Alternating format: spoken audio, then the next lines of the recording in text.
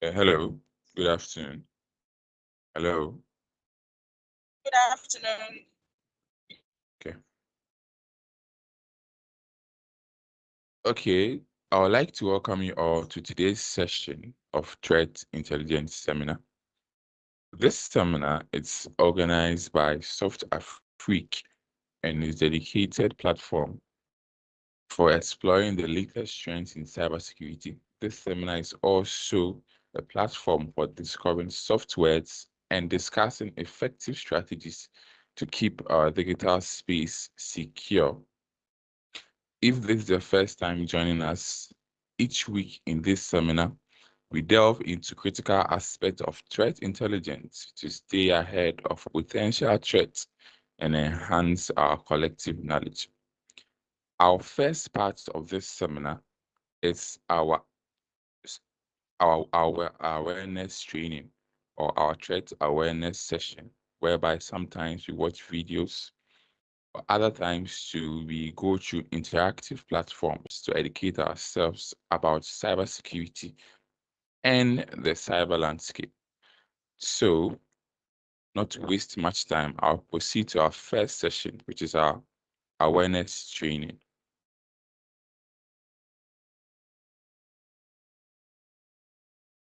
Hope you all can see my screen.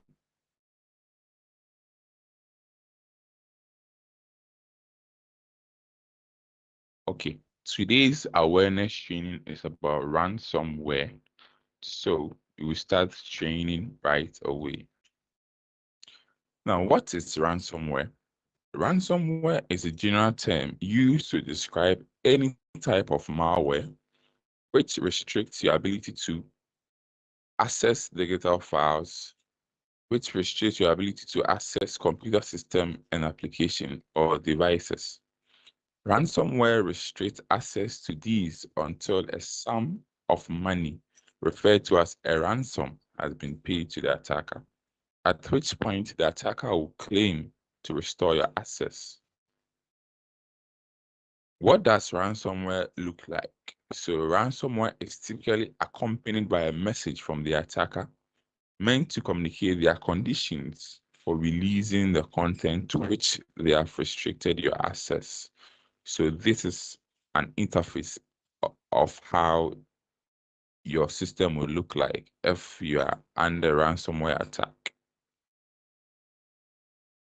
How does ransomware happen?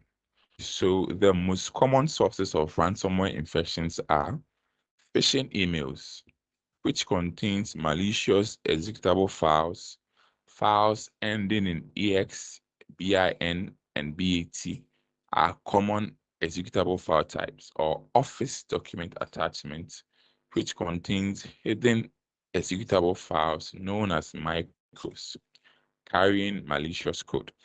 Another form in which ransomware happens is whereby we visit unsecured websites. So these websites with URL beginning in HTTP instead of HTTPS, which execute malicious code in your internet browser or prompt you to download malicious executable files to your computer. Why is ransomware a big deal? Ransomware is one of the most widespread and damaging threats that internet users face. The WannaCry ransomware attack of 2017 alone resulted in a whopping $4 billion USD in losses, according to some estimates. So, crypto ransomware. So, crypto ransomware is a type of ransomware which locks files by systematically encrypting the content of all accessible files on the infected system or device. If your personal computer were to be infected with crypto ransomware, you could potentially lose access to all files stored on your computer, including family photos, files containing sensitive and personal information. If your work computer were to be infected, you could lose access to all your work-related files, including documents containing sensitive customer data, work projects, and emails, as well as potentially resulting in all of the files on all of the computers on the entire network being encrypted. So ransomware attack is not a good thing. This is how to avoid ransomware attack. Treat each email you receive with a professional level of skepticism.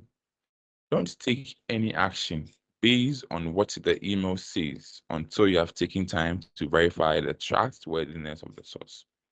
Don't open or run files or click on links contained in an email you receive unless you are absolutely trust the sender. Don't open or run files downloaded from an unsecured website or a website that you do not trust. Again, create a backup of your important files on an external drive or device so that if you ever do become the victim of a ransomware attack, you can restore the lost files without worrying about having to pay a ransom to the attacker. So this is what we have to learn. That ransomware is something that restricts access to files, systems, devices until an amount of money, which is ransom, has been paid to the attacker. Ransomware is commonly delivered via phishing emails and unsecured websites. And these are the ways that you can avoid ransomware attacks by not opening or running editable files you receive from a source you cannot absolutely trust, and not enabling editing content or micros in a document you have received from a source you cannot absolutely trust. You can also avoid it by creating a backup of important files on an external drive or device. The last one is keeping an eye out for suspicious emails. So we are done about ransomware. We'll proceed to take the quiz. Okay, the first question says that ransomware is often hidden within common email attachments such as an executable file or micros. True or false?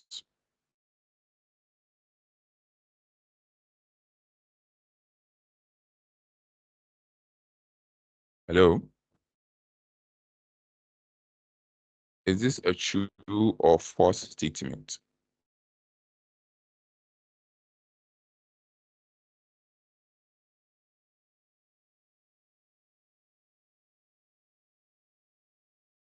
Hello?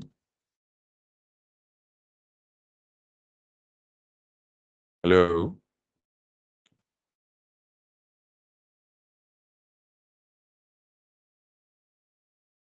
Can you guys hear me? Okay. I would say it's a true statement. True. Okay.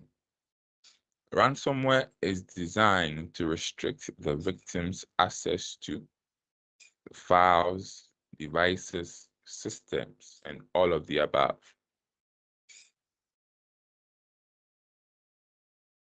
Hello?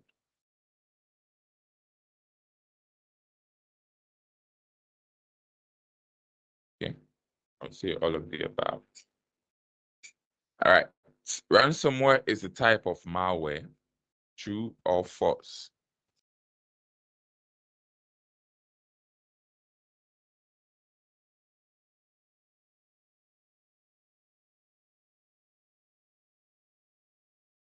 Hello?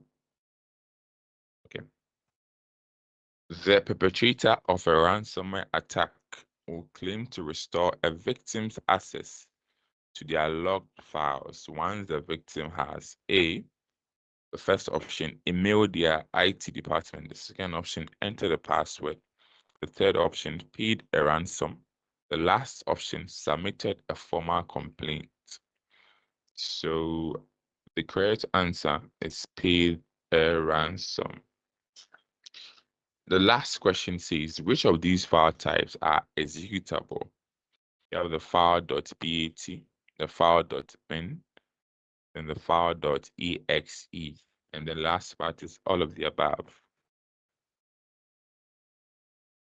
EXE. EXE. Okay, I'm not sure it's EXE. What if all of the above is the correct answer.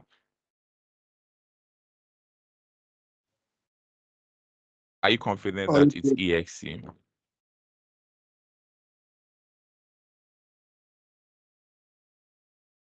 Let me choose all of the above. Okay, let's complete the quiz.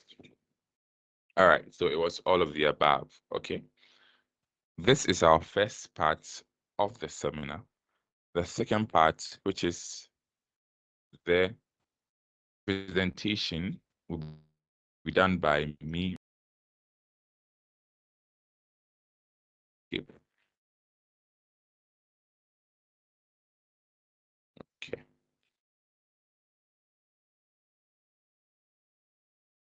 Okay. Identification and authentication in cybersecurity. All right. Please hold on.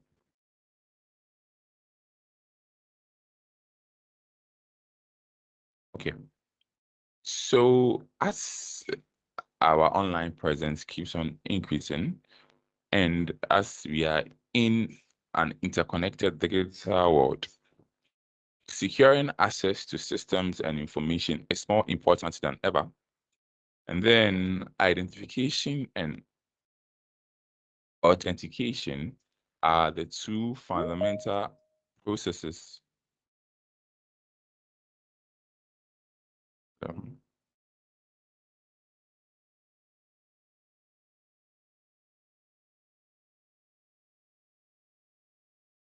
sorry, are the two fundamental processes that forms the backbone of cybersecurity. So whether you are logging into a system, whether you are logging into your bank account, whether you are going to an online web store, wherever you're going, you need to actually identify yourself, and then you need to be authenticated. Okay, and authentication and identification comes in different ways, but then they are very, very important in other for the system, or can be a company system, to get to know that this is the person who is getting access to our system.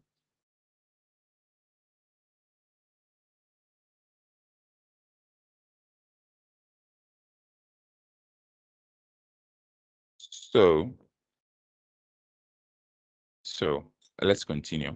So we look at the first part, which is identification. So what then is identification? So identification is actually such a common thing. Like when you give birth a baby, you just identify the baby by giving the baby a name. So identification in cybersecurity is recognizing a device or a person within a system. So every organization or every website that you try to access give you an ID or will give you an username for them to know that this username wants to access our account. So whenever you create an account for the first time, or you are trying to create an account for the first time, the first thing you will do is to create an ID, which will be the username, sometimes an email account, or sometimes the ID will be for your device. So the main purpose of the identification is to tell the system who you are before any access is granted to you. So let's look at your Google. Once you are trying to create a Google account, you are given an ID, which will be part of your name or any name that you choose at google.com. So whenever you go to Google platforms to access anything related to Google, Google will ask you to actually identify yourself. Who are you? Why are you, who are you that you are logging into our account? That's where you give Google the identification. Once you identify yourself, you have to actually authenticate yourself. That's the next part. Authentication is whereby you determine that, yes, this username or this ID, I am who I claim to be. That is the main purpose of identification. So with identification, you have to verify that this person or whoever that I claim to be is right. That is identification. So you input your ID and then you tell them that, okay, this is my ID. My name is Thomas, and I'm trying to access your account. I'm trying to access your account. But then, how would they know that this Thomas is who he claimed to be? Because anybody can actually use my username and password to deceive the system. So I have to authenticate myself that I am who I claim to be. And then the website or the system will allow me access to whatever I want to actually find or whatever I actually want to look at. So that is the process of authentication. And that's what we will delve into mostly in this presentation. So in doing this, authentication ensures that systems, processes, and enterprise information are secured because they only gives access to that person, that username, since the username has identified himself or herself, and that person has also authenticated him or herself. Okay, hold on. Okay. Sorry about that.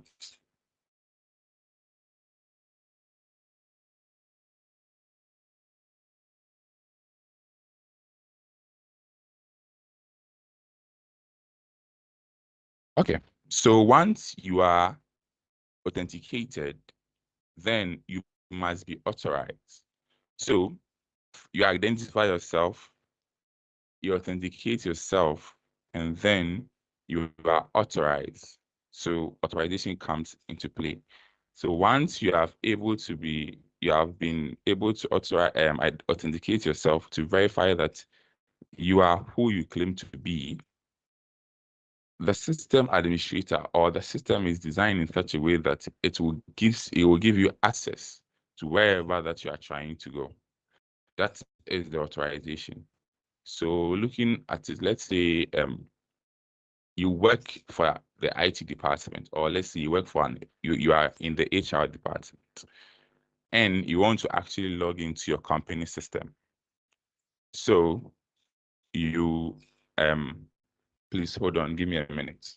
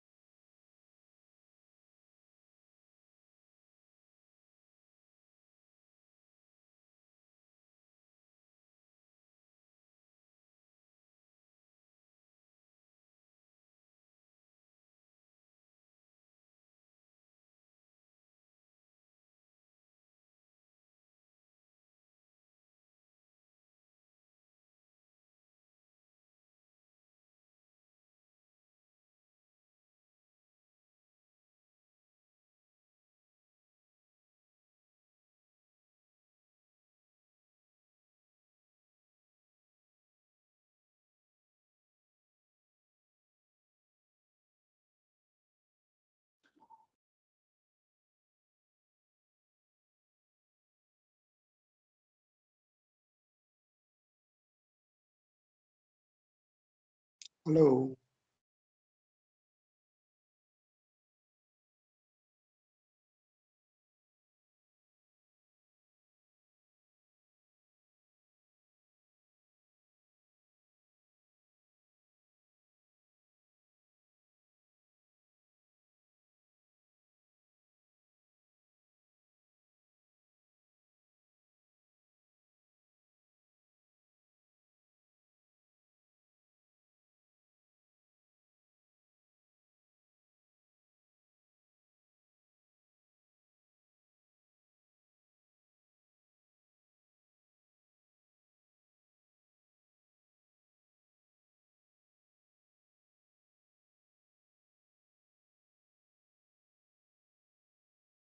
Hello.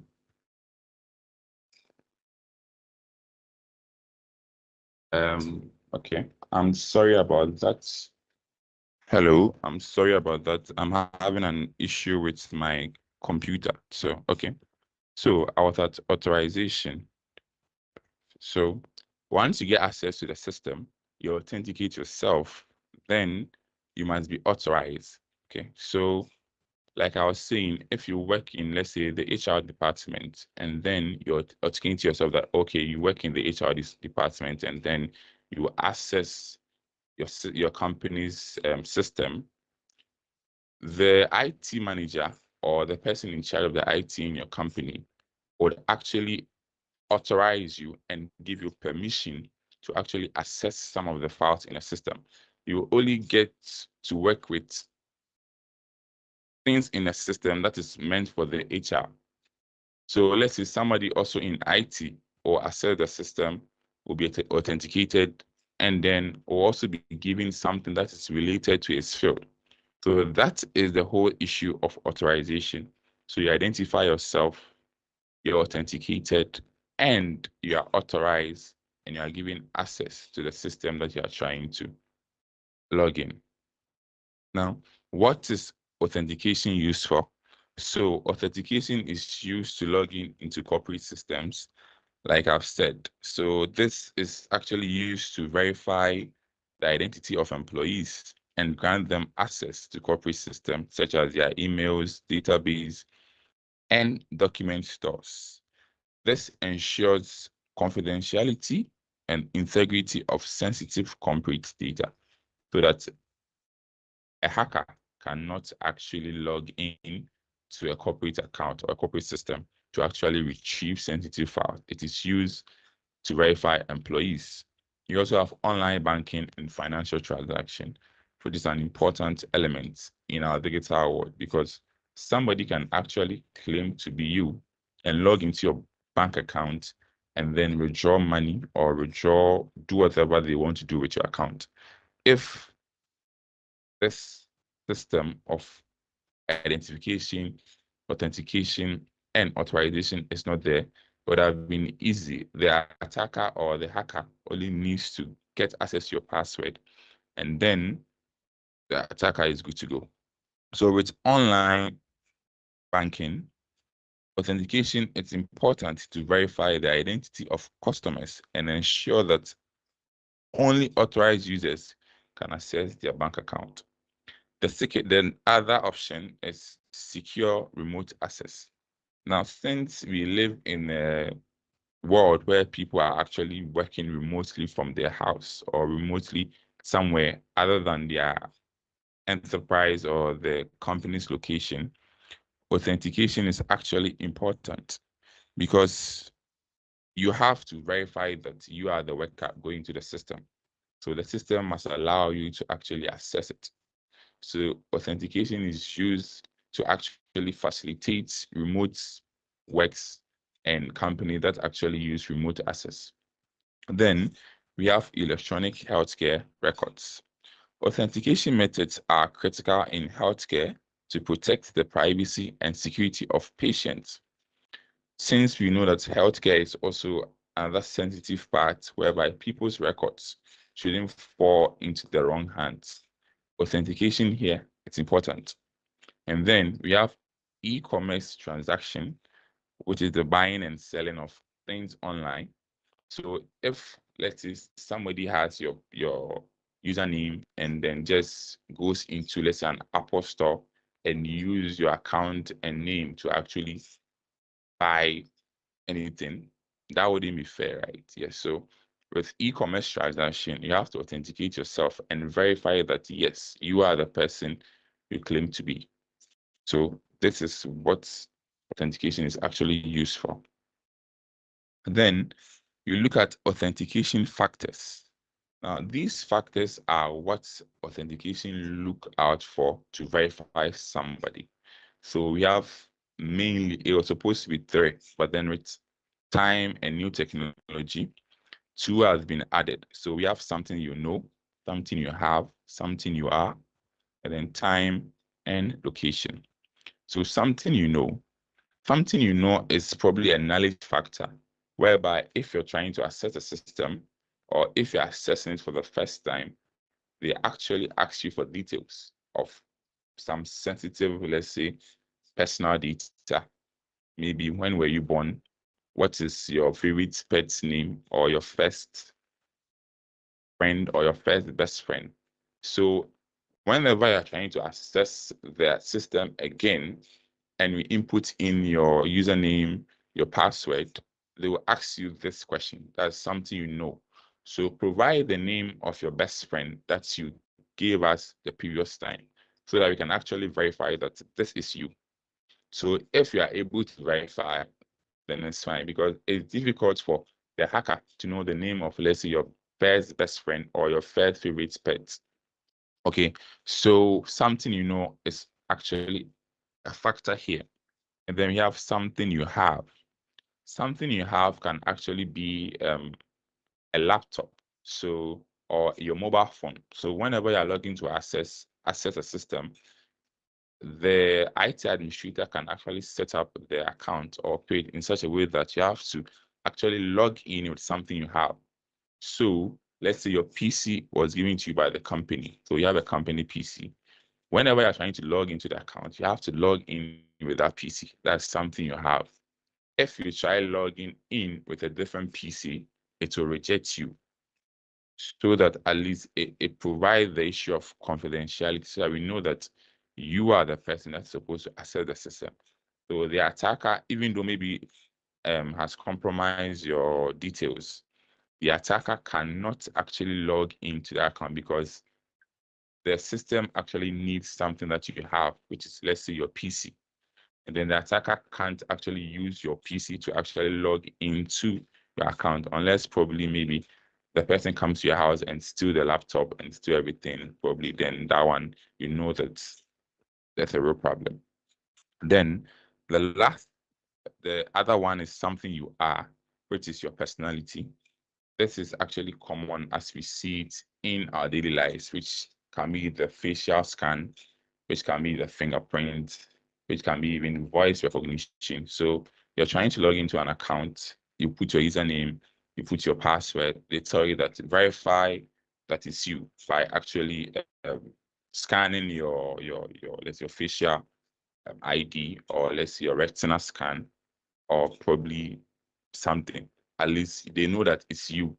So you are logging into your account, you have to have this thing with you. You have it already. So it's something that you are. So that can also be another factor. And then we have time and then location. Time as in the system can actually be developed in such a way that the system can actually be developed in such a way that you are supposed to assess this at this given time. So let's say you work from 8 to 12. You are supposed to assess your system by before 8. So let's say 7 and log out by 12:30 or 12. So the system can be designed in such a way that you can only verify yourself using that given time. So whenever you are out of, let's say, your working schedule, you can't access the system. You have to verify within that given time. That is actually an important thing to do because let's say you work from 10 to 12, and then the IT administrator realized that you are logging in at 2 p.m. Instead, you are not supposed to log in at 2 because your shift is supposed to end at 12. the IT administrator would actually deny this person because this person is not supposed to log in at this given time, which can also be another factor. The last factor, which is the location, which is also an important thing, mostly used in remote access works. So you have to log in to this system at this location, or locations that have been given to the IT administrator or the cybersecurity administrator to actually permit people from this location.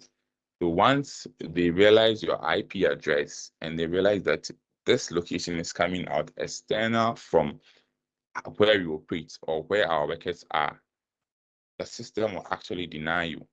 So something you know, something you have, something you are, and then time, and then location, which are authentication factors.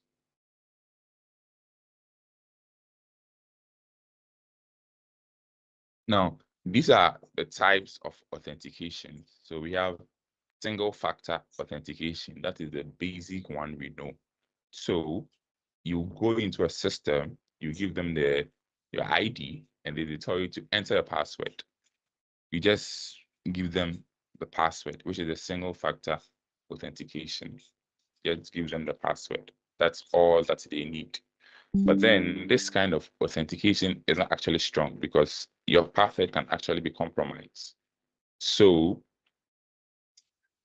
IT administrators and cybersecurity experts actually want systems to actually move into a two-factor authentication method, whereby after you input in your username and your password, you have to actually verify something else, which becomes the two-factor authentication. So this adds an extra layer of protection, requiring users to provide a second authentication factor in addition to the password. So you have to actually verify yourself. So sometimes you can log into an account and they will tell you to that input this text you get from, let's say, you will send you an SMS on your phone, or we send you an SMS on your email. Go to your email, pick this unique code, come and input it in this system for us to know that you are the person trying to log into our account. Okay, sometimes so you need an external authenticator, which is an app. So when you are trying to log into the app for the first time, you actually scan and make sure that you embed that authenticator with your system. So whenever you are trying to access your account, you then have to actually open your authenticator app, look at the code that they will provide, and input it in alongside your username and your password. So that's a two-factor authentication. And then we have one-time passwords, which is an OTP. So this OTP is actually generated for specific signing events. So it is mostly used, let's say, once. So whenever you're trying to access an account, and one-time password is actually generated for you. So you input in your name, you input in your password, and another one-time password is generated for you to actually input it in the system for the system to know that you are the person going into your own account. So which is the one-time password. The one-time password is also given to systems to actually reset passwords. Okay, yes. So if you're trying to reset password, you are given this one-time password account. It's given to you. Go and input this code and come and input it in so that we know that you are the one. You said you've lost your password, so you are the one trying to reset your system. Then we have multi-factor authentication. Now, this multi-factor authentication uses more than two layers of defense. So your password and your username is a single layer. Another layer will ask you that provide us, let's say, your something you know. So provide us with a detail of where you were born. And then it will also ask you to actually give another form of security layer, which can be biometric authentication. So multi-factor authentication is whereby you combine different authentication methods together in order for you to access the account. So that is the multi-factor authentication. And then we have biometric authentication, which is, like I've said, you use your something that you are. So you use your retina scan. It can also be your voice. It can also be um facial ID. It can be anything. So you are logging in an account, then they tell you that scan your fingerprint with your phone or with your laptop. So now this fingerprint that you used for the account will be saved with your username and your password. Or let's say your voice will be saved with your username and the password. So once you are going into the account, they'll tell you that verify that it's you. So it means that scan your biometrics again for them to actually know that it's you. That is biometric authentication. And then the last but one is certificate-based authentication. Now, this certificate-based authentication deals with encryption. So let me use this example. So you have a company laptop. So a company laptop has been given to you. Now, on the laptop, a certificate will be actually digital certificate will be installed on it. That will be signed by the company, or let's say signed by the organization. Sorry. So once you are trying to access the system, you input in your username, input in your password. Now, the server that you are actually looking to access or ask for a certificate, it does it automatically behind, let's say, close, or once you actually access the account, it does it automatically. So the certificate is actually requested. When I say it deals with encryption, the certificate is encrypted with the private and public key, which is a little different, but one key is stored on the other, and the other key you encrypt with one key, you decrypt with another key. So the first key will be installed on the server, and then your certificate will be installed on your PC. So once you log in, the server requests for the certificate. The server decrypts the certificate and sees that yes, the certificate belongs to the company or belongs to the party you are trying to access. And then the server grants you access to the system, which is the certificate-based authentication. And then the last one, I'll keep it brief, time is good. The last one is API authentication. Now, API authentication can be grouped into three. But the main one, the basic one we know, is the open authentication. This open authentication is a standard for token-based authentication and authorization on the internet. It enables a user's account information to be used by a third-party services such as Facebook without exposing the user's password. So you can go into an account or a system. They will tell you that log in with your Facebook account or log in with your Google account. So once you input in or you give them your Google account, the system will actually go to Google and ask Google that this person is trying to log into their account. Is this person who he claimed to be? And then Google will actually do an exchange with this server, and then Google grants that server access to your information without disclosing your password and sensitive information of Google. But then Google will actually tell the server that yes, this is the person entering the site or entering the system, so grant him access. That is the concept of API authentication. The main one is open authentication. So you can go into an account, it will log in with your Google, log in with your Facebook. That is an API authentication.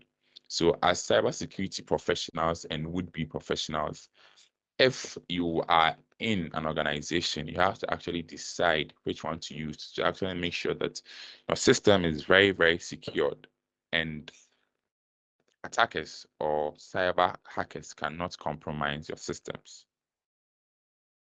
Why is authentication and identification important? The first one is security. So authentication and identification prevents unauthorized access to systems and sensitive information. Simple. accountability. So it ensures that the actions can be traced back to the responsible user. So once you authenticate yourself, they know that it's you. Whatever you do in the account belongs to you. So you'll be accountable for anything that happens. Then we have access control, which helps in managing permissions and access level within a system. So in an organization, each worker is granted an access to what the worker is needed to perform their task. So with identification and authentication, the access control is actually easier. Roles are given, permissions are given to different people in the organization. So you won't get access to different departments, let's say system. So if you work with the HR, you deal with HR things. If you work with management or you work with designing, you actually do things, you actually granted access to what designers need. So that is the access control. And then we have non-repudiation, which ensures that you cannot actually deny the authenticity. So it is you who access the account. Whenever something happens, whenever we are trying to do something and then we realize that probably the fault came from you, since we can see that you have accessed the system, you authenticated that it is you who entered the system, you cannot later deny that it wasn't you because you are the only person who has your fingerprint. You are the only person who can provide us with this sensitive information for us to verify you. So you can't come back and later tell us that it is not you. So that is non-repudiation.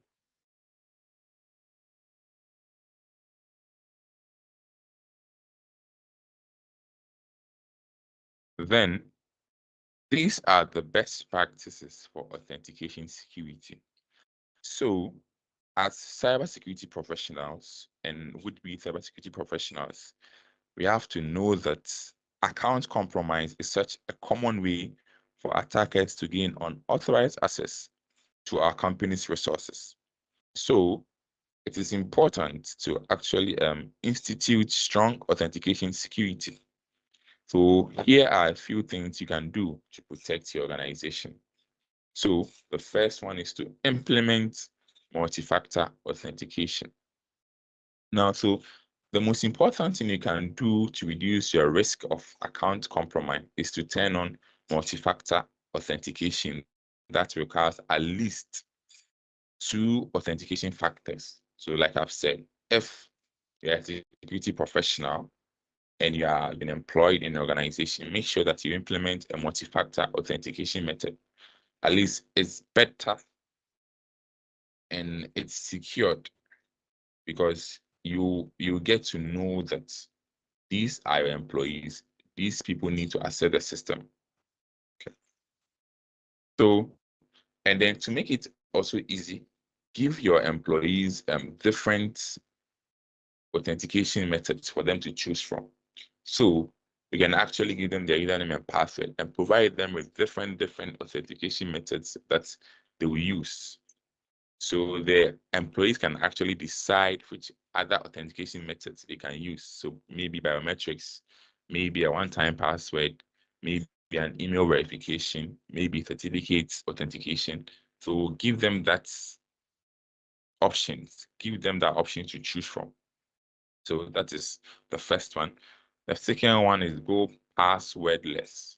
So once you set up a multi-factor authentication, you can even decide to limit the use of password and encourage your workers or your employees or people to actually use 2 or more other authentication methods, so such as the PIN and biometrics.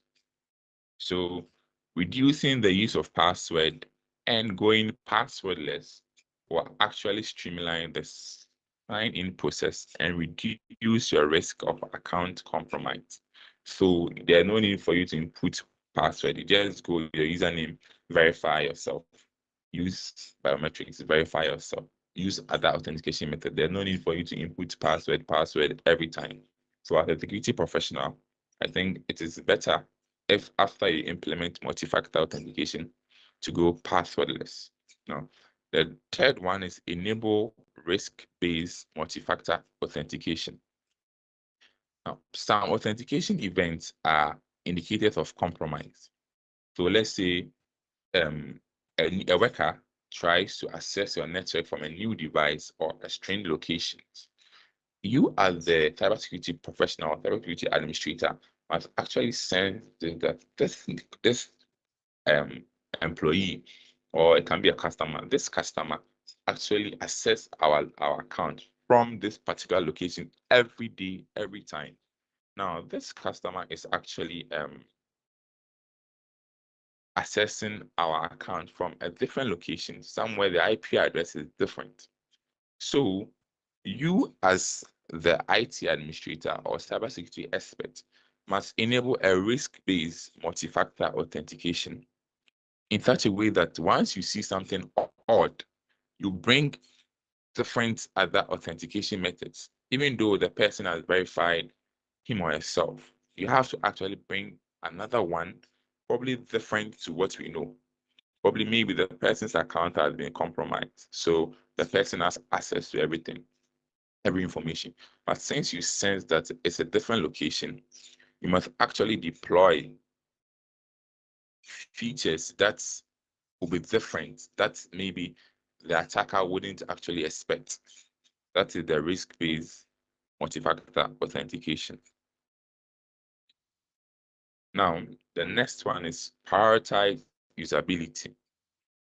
Effective security requires buy-in from employees and other stakeholders. Security policies can sometimes prevent people from engaging in risky online activities. But if these policies are too strict, people will find a way around it. So the best solution is to accommodate realistic human behavior.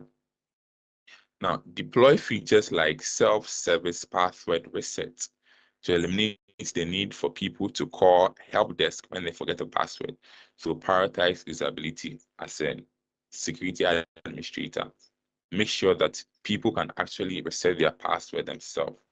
Make sure that whatever that you deploy, people can actually use it. It is user-friendly. So that is an important thing.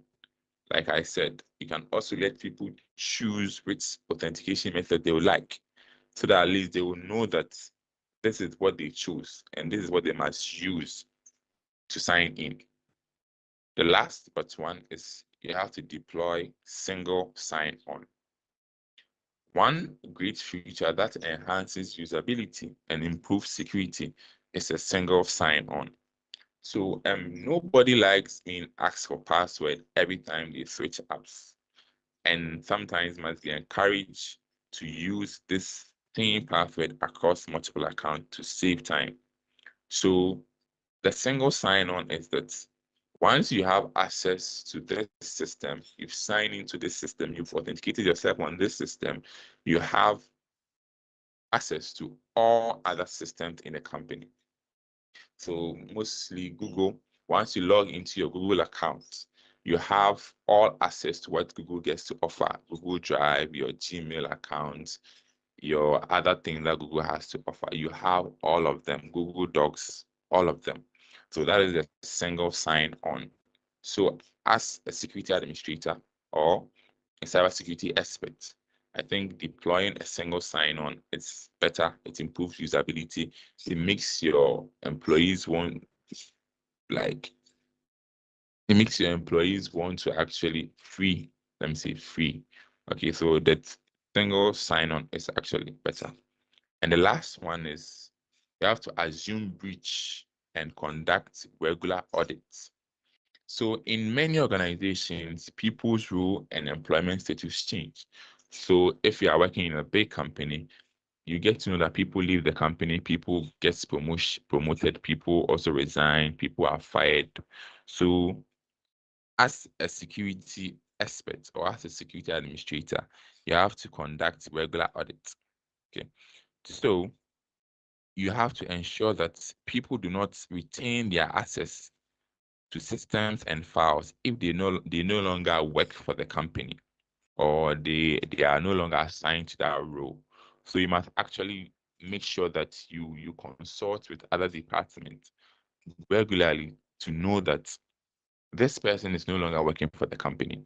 Because if you don't do that and the person no longer works for the company but still has access to your data, to your systems, the person can actually be compromised because the person is going outside somewhere.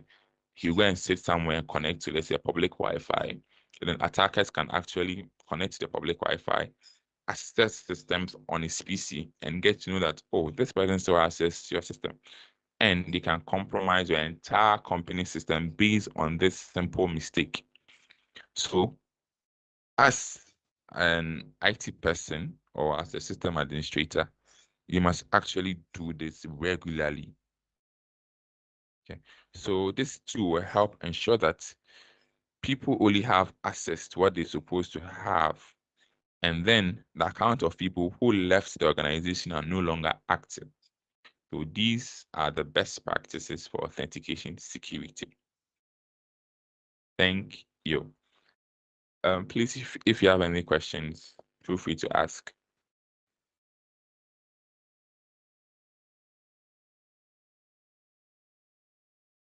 Hello.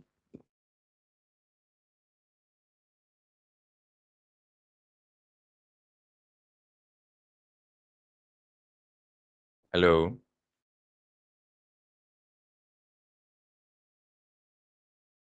Hi guys, yeah.